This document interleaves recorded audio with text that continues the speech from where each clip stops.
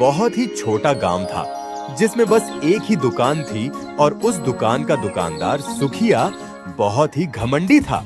उसे इस बात का घमंड था कि गांव वालों के पास कुछ भी खरीदने के लिए उसकी दुकान में आने के अलावा और कोई चारा नहीं था, इसलिए वह सबसे बुरा व्यवहार करता था। सुखिया जी, हम कब से यहाँ खड़े हैं, अब तो सामान दे दो। अरे देख नहीं रहे कितनी गर्मी है, ठीक से पंखा भी नहीं करने देते। जल्दी जल्दी बताओ क्या चाहिए। मुझे 1 किलो चावल देना। अरे सुनते हो, आकर खाना खा लो। हाँ हाँ अभी आया। सुखिया, ये तो बहुत गलत बात है। हम इतनी देर से यहाँ धूप में खड़े हैं और तुम हमें बिना सामान दिए दुकान बंद कर रहे हो। अरे तो मेरे लिए खड़े थे क्या? अपने लिए खड़े थे? सामान तुम्हें चाहिए या मुझे? अगर इतनी ही दिक्कत है तो जाओ और कहीं और से खरीद लो। अपने घमंड में चूर सुखिया दुकान बंद करके चला गया और गांव वाले चाहकर भी कुछ नहीं कर सकते सिवाय आपस में बात करने के। सुखिया की रोज रोज की यही कहानी थी।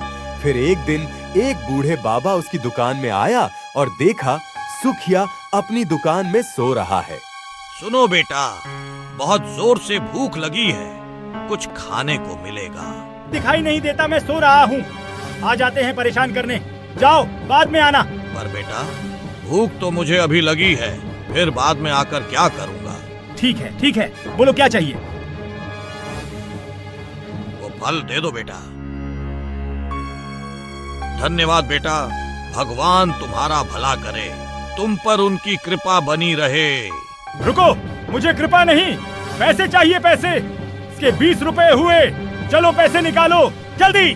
मैं तो एक गरीब बूढ़ा हूँ बेटे, मेरे पास पैसे नहीं हैं। क्या पैसे नहीं है? तो फिर यहाँ मुफ्त में मेरा समय बर्बाद करने आए हो? चलो जाओ यहाँ से, पता नहीं कहाँ कहाँ से चले आते हैं। पैसे ना मिलने पर सुखिया गुस्सा हो गया और बिना सोचे समझे बाबा से अपने फल छीन लिए और उसे वहां से जाने को कहा। तभी पीछे से मनोज आ रहा था और उसने सुखिया को ऐसा करते हुए देखा और तुरंत वहां गया। रुको सुखिया, तुम क्या कर रहे हो? एक भूखे बूढ़े बाबा का अपमान, ये अच्छी बात नहीं है। बूढ़ा हो या जवान, मुझे मेरे पैसे चाहिए। मैंने यहाँ कोई धर्मशाला नहीं खोल रखी जो मुफ्त में अपना सामान बांटता चलूं। तुम्हें पैसे चाहिए ना? मैं देता हूँ पैसे। चुपचाप बाबा के फल इन्हें वापस करो। मनोज गरीब जरूर था पर वो एक दयालु और अच्छा इंसान था। उसने सारे पैसे देकर सुखिया से फल खरीद लिए और वो फल बाबा को दे दिए। तुम बहुत भले इंसान हो बेटा, पर तुमने तो तुम्हारे सारे पैसे इसे दे दिए। अब तुम क्या करोगे? मेरा ध्यान ऊपर वाला रखेगा बाबा। आप भूखे हो, इस पैसे की ज्यादा जरूरत आपको है। आप ये फल खाइए। भगवान तुम्हारा भला करे, तुम्हें तुम्हारे अच्छे कर्मों का फल बहुत जल्दी मिलेगा। धन्यवाद बाबा। तुम्हारा कल्याण हो।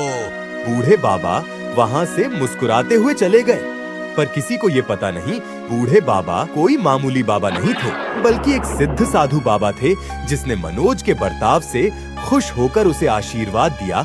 और जब मनोज वहां से कुछ ही दूर गया तो उसे एक पेड़ के नीचे एक पोटली मिली जिसके अंदर कुछ चमक रहा था।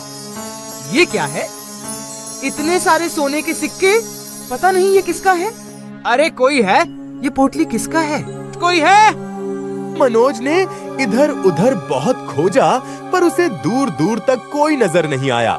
मनोज समझ गया कि जैसा कि बाबा ने उसे कहा था, शायद यही उसके अच्छे कर्मों का फल है। लगता है ये बाबा का चमत्कार है।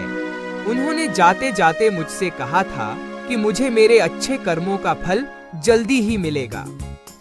मनोज सोने के सिक्के से भरी पोटली लेकर वहां से चला गया और उसे बेचकर जो भी पैसे उसे मिले उसे उसने गांव में एक नई दुकान खोली, जिससे लोगों को सुखिया जैसे घमंडी दुकानदार से छुटकारा मिल पाए।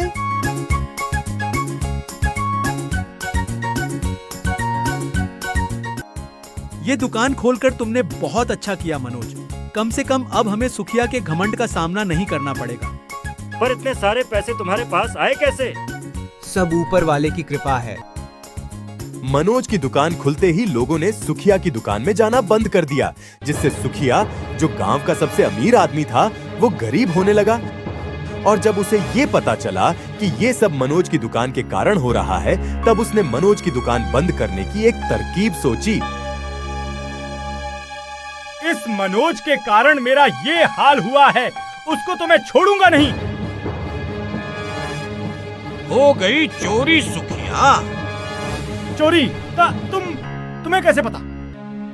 अब तुम्हारी दुकान तो चल नहीं रही, तो मनोज की दुकान बंद करवाने का सबसे अच्छा तरीका तो यही है कि उसकी दुकान का सारा सामान ही चोरी कर लो। क्यों, यही है ना तुम्हारी योजना? मुझे सब पता है, पर याद रखना, सबको अपने कर्मों का फल मिलता है, चाहे कर्म अच्छे हो या बुरे। साधु बाबा की बात सुनकर सुखिया आश्चर्यचकित हो गया, क्योंकि उसने जो बात सोची थी वो सारी बातें साधु बाबा को पहले से ही पता थी। कौन हो तुम? मैं हूँ महर्षि मलकम। उस बूढ़े बाबा की असलियत जानकर सुखिया के होश उड़ गए, क्योंकि ये कोई मामूली इंसान नहीं, बल्कि परम सिद्ध और चमत्कारी महर्षि मलकम थे, जिनके पास बहुत सारी शक्तियां थीं। मुझे माफ कर दीजिए महर्षि, बहुत बड़ी गलती हो गई मुझसे, जो आपको पहचान नहीं पाया और आपका अपमान किया। मैं हूँ या कोई और, तुम्हें किसी का अपमान करने का हक नहीं है सुखिया। अपने घमंड में तुम इतने चूर हो गए कि लोगों का अपमान करना तुम्हारी आदत बन गई। वहीं मनोज गरीब होते हुए भी अपनी हैसियत से बढ़कर भी लोगों की मदद करने से पीछे नहीं हटता। इसलिए तो वो अपने अच्छे कर्मों से फल से आज अमीर हो गया और तुम अपने बुरे कर्मों से गरीब हो गए। मुझे माफ कर दीजिए, मुझे अपना सबक मिल चुका है। अब मैं कभी किसी से बुरा व्यवहार नहीं करूंगा।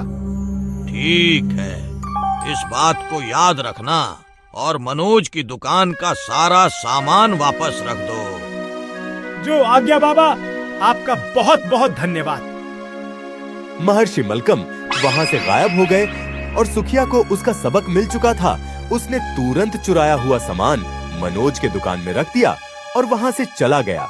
उसके बाद सुखिया का घमंड हमेशा के लिए खत्म हो गया।